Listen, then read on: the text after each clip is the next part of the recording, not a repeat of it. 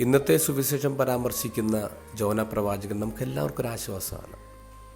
കാരണം ദൈവം ഒരു പ്രോജക്റ്റ് കൊടുത്തിട്ട് അത് നിരാകരിക്കുന്ന ഒരേ ഒരു പ്രോഫറ്റ് ജോനയാണ്.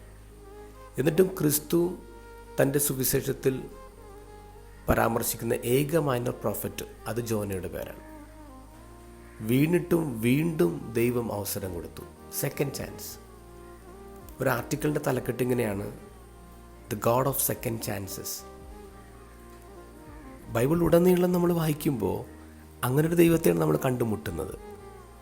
ജോഷുവയുടെ 2-ാം പുസ്തകത്തിൽ റാഹബ് എന്നൊരു സ്ത്രീയെ പരിചയപ്പെടുന്നത് ഇങ്ങനെയാണ്: റാഹബ് ദ ഹാർലറ്റ്, വേശ്യയെന്ന്.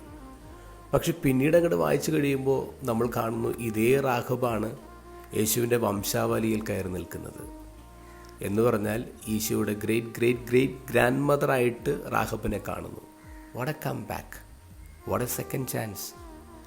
ഓസിയുടെ പുസ്തകത്തിൽ ഈ കഥ കുറേയും കൂടി വ്യക്തമാക്കുന്നുണ്ട്.